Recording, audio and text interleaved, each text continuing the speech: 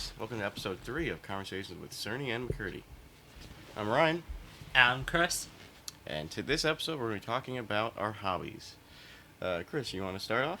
Yeah, sure. I'll start off with my hobbies. So right now, my main hobby is this podcast, right, that we're doing. It's been a lot of fun.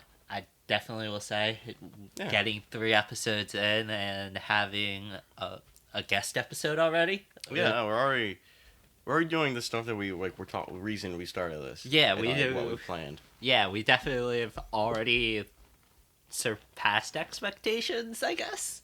Yeah.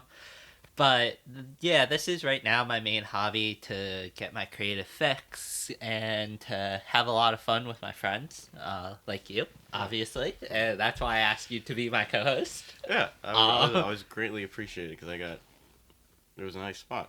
Yeah, definitely. So also when I was younger, I was doing stuff like this. I was doing YouTube. I was trying to make it as a YouTuber, as a 13-year-old, and doing NASCAR stop motions and video game content, which was definitely interesting. I mean, I feel like I'm not surprised. It definitely sounds like something a 13-year-old would like. Yeah. No, and I mean, makes sense. Those are cool things.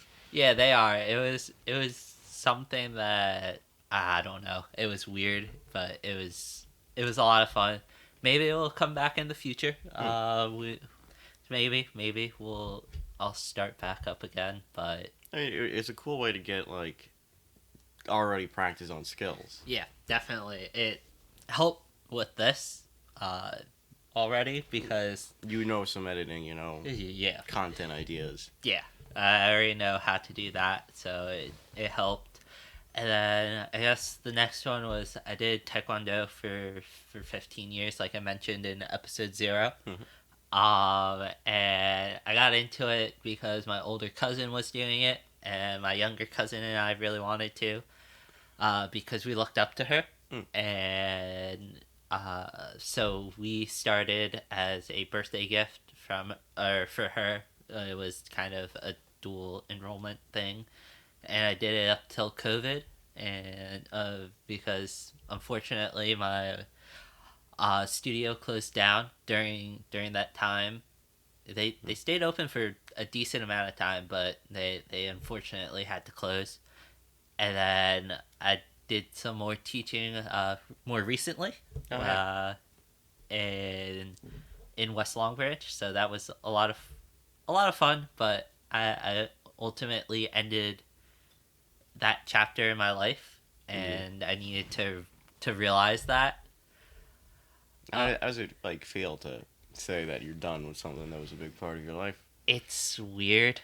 It is weird because it was such a big part of my life. I was my senior year of high school, or our senior year of high school.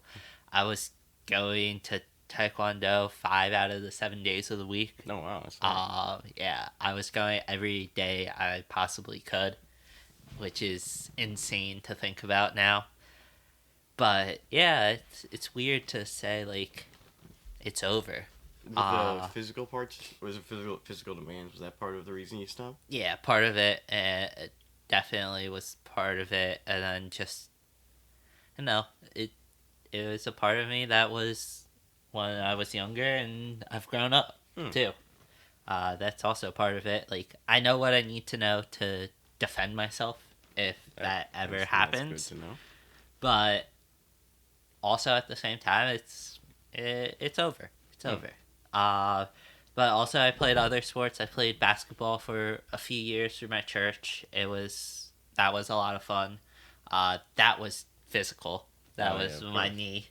Was it like religious basketball, or was it just basketball? It was basketball. It was regular basketball. Like no one was doing like, I don't know, special like dunks. No. Where they like do the sign of the cross in the air. No. And well, I mean, why not? Because we weren't that good. Oh, yeah, okay.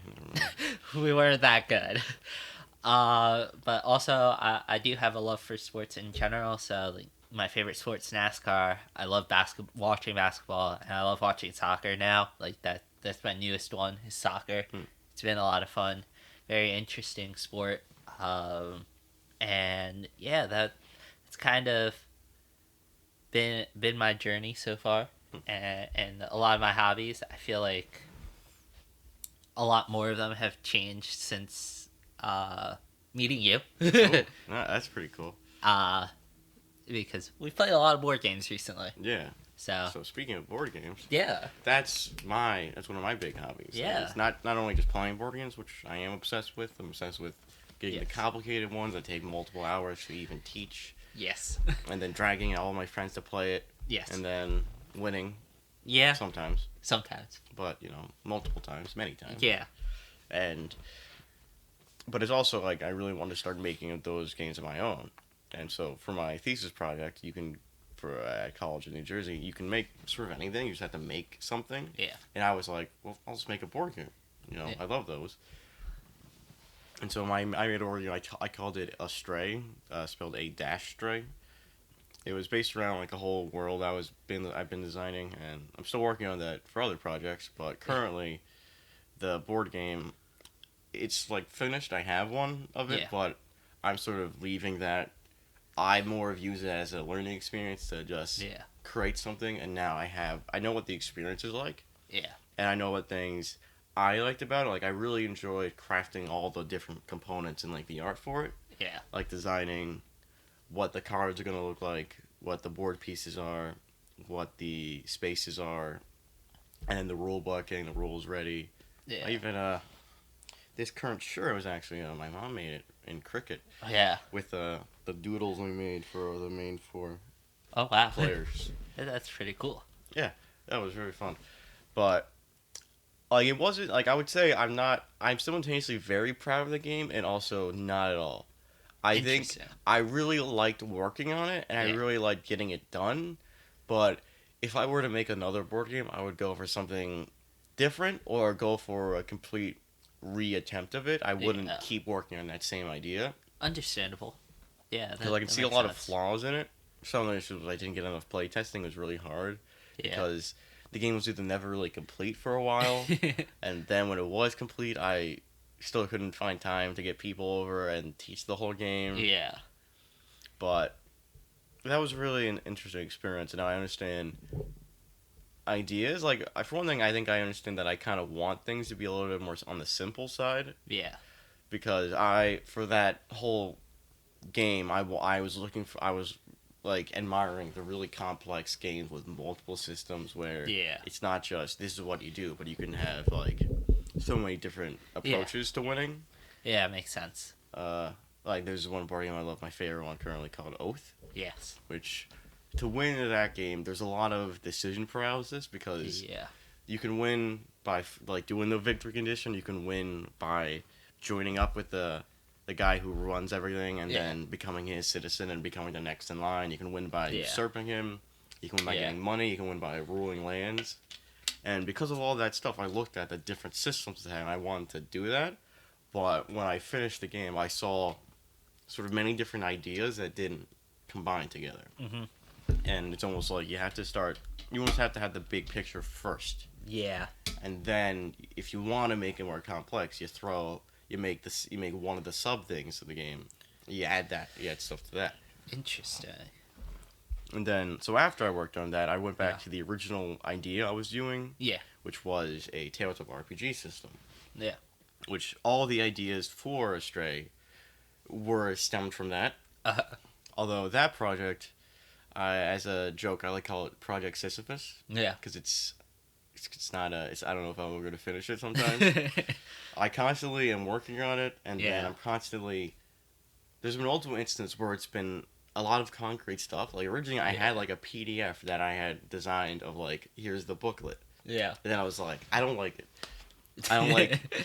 I don't like this idea. I don't like Yeah. the rules. It's just, and then I got it less interested in that like exact type of the setting, and so I like cut a lot of it, Yeah. and then I pushed the setting forward in time.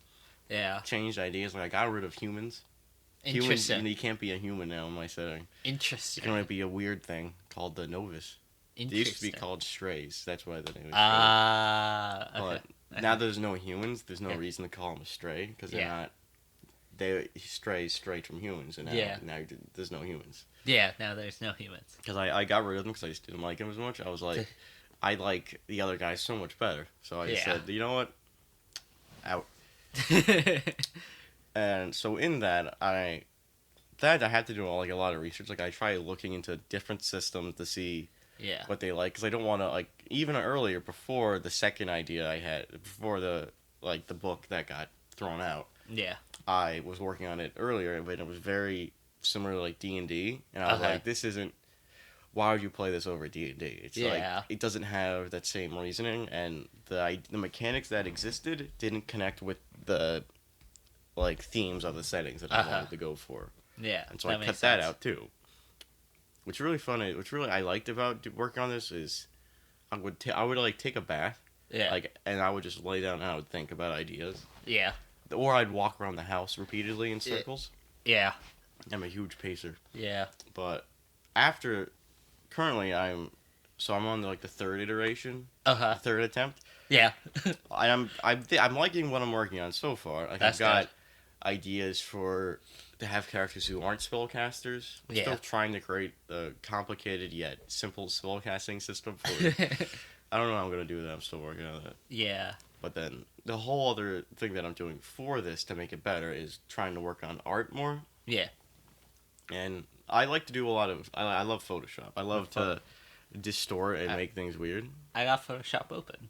Nice. I got Photoshop open on my I mean, laptop. although I don't actually use Photoshop anymore because I'm not. I don't want to pay Adobe that much. Yeah. I don't have money. Yeah. I really don't. Yeah. I don't either. Yeah. If this wasn't being recorded to you, then I would tell you exactly how much money I have in my bank account. And I can tell you that after the video. After the show. I'm not exposing my bank account to the world. And so like recently I've been trying to look a lot at different artists to gain inspiration and see like here's how they do their methods, here's how, and try to take pieces of that without taking the whole thing. Because I won't be able to feel proud of something if I feel like it's too derivative. Yeah. Like I feel like this is just a worse version of something someone else made. And that makes sense. it's not really worth anything. Yeah. If it's just an inferior copy. Yeah. So, but I try it. I like making weird stuff with my art. Yeah. Like I almost don't want to have something look like a real person. Yeah. Yeah. Makes sense. But like, my concern is that it's also just because of laziness. Because if I'm like, they don't have to look like real people. They can, then they don't have to. I don't have to think about the body. Like I don't have to think about like anatomy. Yeah, Because that's I can true. be like, well, this guy, his arms are weird because he just got weird arms. Just because. Yeah, I mean, one of the guys in this has like literally a normal sized arm and then a hand on his like left hand. Let's see. Oh yeah. Yeah. Interesting. I don't know. I just like it. Yeah. I just like that kind of weird. Like I love drawing characters with two completely different eye sizes. Like a massive circle and then a tiny dot. And it's Yeah. But I had been talking a lot about all this stuff. It's okay. It's okay. It was very interesting to talk about. And I guess We can probably now start talking about the ways that our hobbies connect. Yes, there is going to be a new way that our hobbies are connecting, and hopefully we'll get some of our friends in on it too. Oh yeah, that'd be fun. But So we have decided to create what we're calling an umbrella company. Yes. We call it McCurdy. Yes, McCurdy. Connection of both our names, together. Yes. It's meant to be a space where it's just meant to be a space for us to like a cohesive place where you can collaborate and work on stuff. This is part of that. Yes. This sort of everything stemmed from you wanting me to do the pod. You asked me for the podcast. I was like, Yeah. I'm like, oh, sounds cool. And then it was just like, hey, we're doing the podcast. Why don't we do a board game company? Yeah. And then I was like, okay, but a podcast and board game company don't really work together. That's just like why are you doing both? So it's like, well, we just sort of separate them slightly by making McCurdy. Yeah.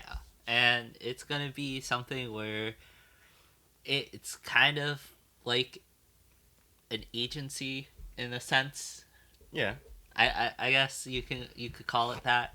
But it's gonna be something where both of our hobbies and whatever friends that want to join us will all be in one space. It's just like the framework to Yes. collaborate. Yeah, it's our framework to collaborate, be creative, and not really, Not bind ourselves. not bind ourselves and not have to fully worry about capitalism. Oh, yeah. Yeah, I mean, that is true. it is true because we don't necessarily like expect any of these to Get money. Yeah, no, Get- I'm not. get money. I'm working on this stuff because it makes me enjoy things more. Yeah. It's just an enjoyable aspect to be creative because, like, I'm a huge like fan of anything creative. yes. That feels like a lot of the. If we want to get existential, I feel like it can be the reason we're Yeah. alive. You know. Yeah, definitely. I just feel like also it's one of those things where we just need that outlet and it not necessarily it always be for money. Yeah, like not make it a work, but like because like I like to make stuff in Photoshop just as a stress thing. Like sometimes like I just go on my computer, I just mess around with an old photo, and then like, and I'm in a much better mood than I was before. Yeah, and I mean obviously, if it does make money, That's nice. It would be a great thing. Any amount helps. Yeah. But this isn't. I have a job. We have other jobs. Yes. But Hopefully we'll get more jobs. hopefully we'll get nicer jobs. Yeah, we'll get nicer jobs. Yeah. But yeah, I mean, if this becomes a thing where it blows up and we're and we don't have to worry about other stuff, then that's cool. But Yeah. we can't go into that expecting it yes, because then we can get disappointed if it doesn't happen. Like yeah, definitely. it's a tricky world out there now. Yeah, it is, and I think it will definitely be something where we work on it continuously. We'll promote different things that are happening. And so currently we only have the two branches of it. We Yes. have the podcast side of it. Are we Yes. still going by Clear Productions Inc.? Is that like No, I was actually thinking McCurdy Studios. no? Oh, that's actually a lot better. Yeah. So this will be officially the first episode of It's like a slight rebrand. of the rebrand of our rebrand, and Even though it's really early into the creation of the podcast. yes, we've already rebranded. It's okay. But it's definitely gonna be something where we're gonna keep these two branches. I know that we've been in talks. I talked with our last guest actually. Ooh. Oh, that's awesome. So I know she wants to do a podcast, so we'll see if that comes out and potentially And YouTube videos and stuff like that too.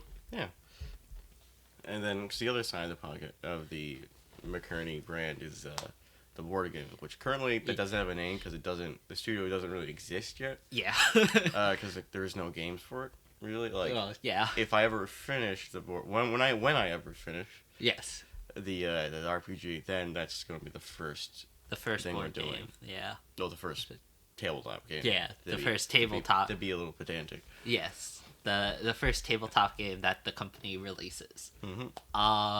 But yeah, you'll be seeing things on it, and you'll be seeing our branding. Yeah. Pretty much everywhere that we can. Yeah, exactly. Even though, we should definitely I should definitely have more online presence if I'm gonna be trying to promote things. But yeah, I'm definitely gonna be trying to promote it on my social media, on the Conversations with Cerny and McCurdy, Instagram, our podcast Instagram, and then also my professional Instagram, my personal and professional, both of them. But yeah, and then I guess the last part of the episode is kind of, do we, either one of us, I don't really care who goes first, but like, any advice on how to make sure our hobbies aren't something that just get left behind? I feel like that's definitely a tricky thing, 'cause you Yeah. gotta have time. Yeah. But I would say to make it, to never force yourself to do it, to always make yourself keep it as something you enjoy. Yeah. Like, if you know you're just not enjoying whatever thing you counted as your hobby, maybe take a step back. Maybe look at other things related to that hobby you like. Yeah. Like, that's the reason why I don't just work on. That's why the reason I do like the art for it, and also the actual design for it, Yeah. and then the research for it. It's like they're kind of three separate things for the same thing. Yeah. And so if I'm not filling up for thinking about complicated game design, I'll just go and try making some visuals that I like for it. Yeah. Or I'll try to think about the narrative aspect of it, like the lore. Yeah. Or I'll work on the design, or I'll research other designs that I'm interested in. Yeah, it's also like this. Like, we don't spend, like, we're not trying to get this out like every day. Yeah, we're not forcing ourselves into like a cycle. Yeah. That is exhausting and tiresome. Yeah, it's just like every month, and like whenever we get time to work on it, and obviously, like, yeah, we're gonna have ideas and everything, and Yeah, and we're gonna talk about it pretty regularly. It's still like, it's still in a space where it's enjoyable. yes, it definitely is. I will say it's one of those things where I've been enjoying this a lot more than even when I was doing YouTube and everything. It was just kind of like, this is a lot more low key. Yeah, it's a lot more doable. It feels like it doesn't. Yeah. I don't really get stressed over having to do this. No, me neither. I feel like it's definitely just something that we do, and it's a lot of fun, and we will continue to do for however long we can. Yeah, it's also good that currently it's just like kind of small. Yeah. Because it means that even if we're putting it to the world, it's like not like everyone that we ever seen is gonna find us and start stalking us on the internet. Yeah, definitely. We still have a small enough following that it's. I mean, I hope that didn't jinx us, and now we both get a creepy stalker. But I don't. Yeah. I kind of hope. I hope not either.